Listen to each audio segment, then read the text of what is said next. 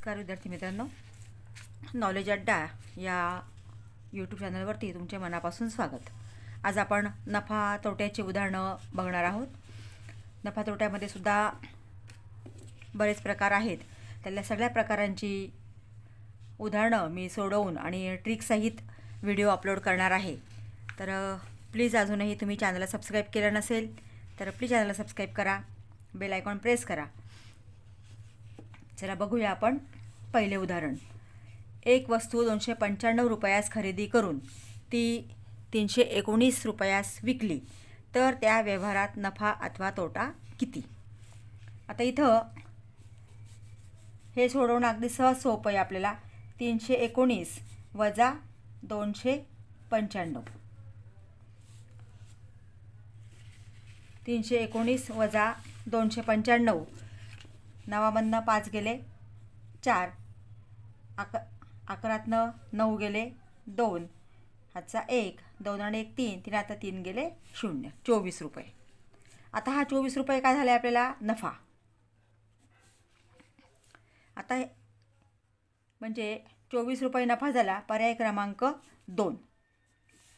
आता हे कसं ओळखायचं तर याच्यामध्ये काही महत्त्वाचे गोष्टी आहेत त्या लक्षात ठेवा, कारण त्याच्यावरनं आपल्याला पुढच्या उदाहरणांसाठी खूप त्याचा उपयोग होणार आहे.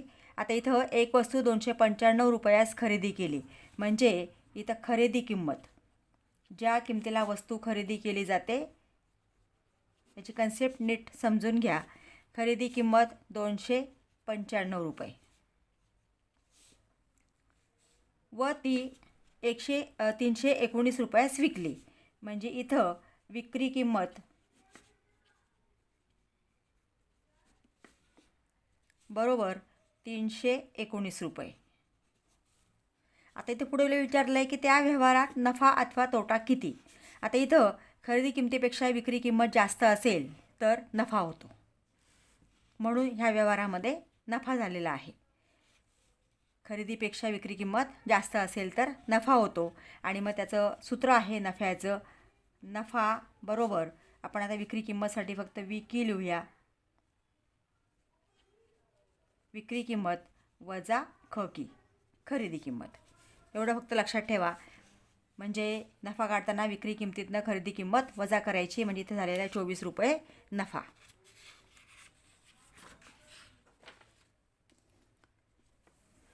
पुढचं उदाहरण घेऊया. एक साडी 2650 रुपयास खरेदी करून ती 3295 रुपयास विकली तर या व्यवहारात नफा अथवा तोटा किती? म्हणजे त्या ठिकाणी खरेदी किंमत आहे 2650, विक्री किंमत आहे 3295, म्हणजे विक्री किंमत खरेदी किमतीपेक्षा जास्त आहे, म्हणजे इथं नफा झालेला आहे. म्हणून विक्री किमतीतनं खरेदी किंमत वजा करा. 3295 वजा 2650,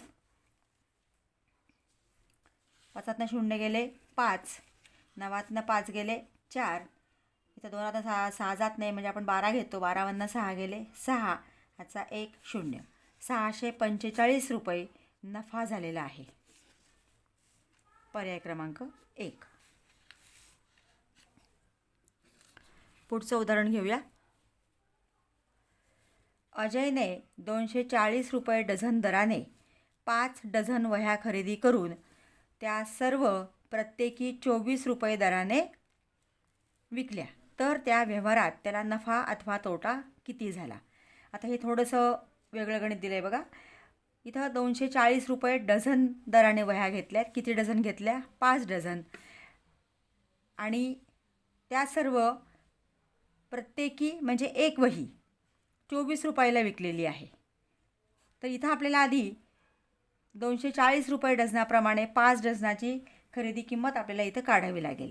मग खरेदी किंमत 240 गुणिले 5 ही आहे खरेदी किंमत. 5 0 0, 4 पंचे 20, हातच्या 2, 5 गुणे 10 आणि 2, 1200 रुपये खरेदी किंमत आहे. आता 24 रुपये डझनाप्रमाणे 24 रुपयाला एक वही याप्रमाणे विकले, प्रत्येकी 24 रुपये दराने. आता 5 डझन म्हणजे किती वह्या? 1 डझन म्हणजे 12. 5 डझन म्हणजे 12 पंचे 60 वह्या. 60 गुणिले प्रत्येक वही कितीला विकली? 24 रुपयाला. ही झाली विक्री किंमत. मग 60 गुणिले 24 याचा गुणाकार येतोय 1440 रुपये. इथं शून्य दिला. 6 चौक 24, हातचा आले 2, 6 दुणे 12 आणि 2 14. म्हणजे इकडून इकडं गुणलं तरी चालेल, कारण इथं दोघांनी गुणण्यापेक्षा किंवा 24ने डायरेक्ट तुम्ही पाडा घेऊन म्हटलं तरी चालेल. 24 सक 144. हा शून्य आहे तसाच दिला. 1440 विक्री किंमत झाली. खरेदी किंमतेपेक्षा विक्री किंमत जास्त आहे, म्हणजे इथे नफा झाला 1440 वजा 1200. 0 4 4मधनं 2 गेले 2 0, म्हणजे 240 रुपये नफा झालेला आहे. 240 रुपये नफा, पर्याय क्रमांक 3.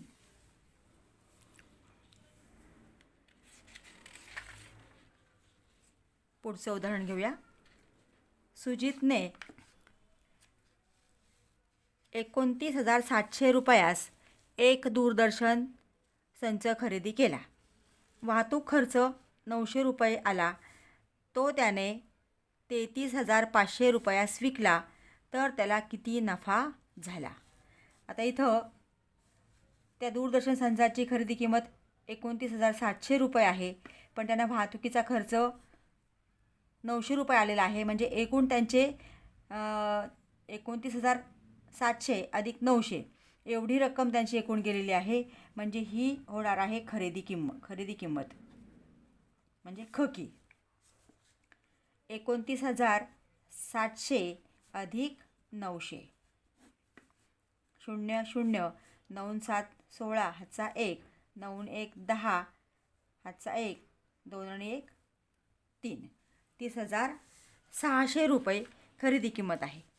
तो दूरदर्शन संच विकला कितीला? 33,500ला. 33,500. आता खरेदी किंमत आहे 30,600 आणि विक्री किंमत आहे 33,500.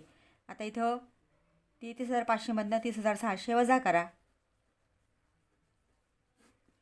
0 0 11 15तनं 6 गेले 9, हातचा 1, 3मधनं 1 गेला 2 0. 2900 रुपये म्हणजे 2,900 रुपये नफा झालेला आहे. आता इथं आपल्याला फक्त नफा किती झाला ते विचारले, त्याच्यामुळे ते नफा तोटा दिलेला नाही. तुम्हाला नफा किंवा तोटा किती झाला हे विचारलेलं असतं, त्यावेळेस नफा आणि तोटा दोन्ही दिलेले असतात. ते फक्त आपल्याला ओळखता आलं पाहिजे. पुढचं गणित घेऊया. मिनलने 8 रुपयास 1 खोडरबर याप्रमाणे 4.25 डझन खोडरबर खरेदी केले व ते सर्व प्रत्येकी 9 रुपये दराने विकले, तर त्या सर्व खोडरबरांची विक्रीची किंमत किती? आता बघा, इथं 8 रुपयाला एक याप्रमाणे खोडरबर घेतले. किती घेतले? 4.25 डझन. आता 4.25 डझन म्हणजे एकूण खोडरबर किती झाले? 1 डझन म्हणजे 12. 4 डझन म्हणजे 12 चौक 48, त्यातनं 3 गेले म्हणजे 45. 45 खोडरबर 4.25 डझन म्हणजे एकूण आहेत. मग आता इथं खरेदी किंमत काढायची गरज नाही आहे, कारण इथं आपण डायरेक्ट सोडवू शकतो. ते सर्व प्रत्येकी कितीला विकले? 9 रुपये दराने. म्हणजे इथं 8 रुपयाचा एक विकला, इथं 9 रुपयाला विकला आहे. म्हणजे 1 रुपया त्यांना प्रत्येक खोडरबरला नफा झालेला आहे. इथं नफा विचारलं तर डायरेक्ट आपण 45 रुपये नफा म्हणू शकतो. एका खोडरबरला 1 रुपया, तर 45 खोडरबरला 45 रुपये नफा झाला. पण इथं आपल्याला विचारलेलं आहे त्या सर्व खोडरबरांची विक्रीची किंमत. म्हणजे या ठिकाणी एकूण खोडरबर आहेत 45, प्रत्येकी खोडरबर विकलेला आहे 9 रुपयाला. म्हणजे 45 गुणिले 9 आपल्याला गुणाकार करावा लागेल. 9 45, हातच्या आले 4, 9 चौक 36 आणि 4 40. 405 रुपये. 504 405. पुढचं गणित घेऊया. प्रज्वलने 32 रुपयास 1 याप्रमाणे 6.5 डझन खेळणी खरेदी केली व ती सर्व 40 रुपयास एक याप्रमाणे विकली तर त्या व्यवहारात त्याला किती रुपये नफा झाला. आता बघा इथं 32 रुपयाला एक याप्रमाणे घेतलेला आहे आणि 40 रुपयाला एक याप्रमाणे विकलं आहे. म्हणजे एका खेळण्याला 8 रुपये नफा झालेला आहे. असे किती घेतले? 6.5 डझन. 6.5 म्हणजे 12 72 आणि अर्धा डझन म्हणजे 6 म्हणजे 78 खेळणी घेतलेली आहेत. मग खेळणी किती आहेत एकूण? 78.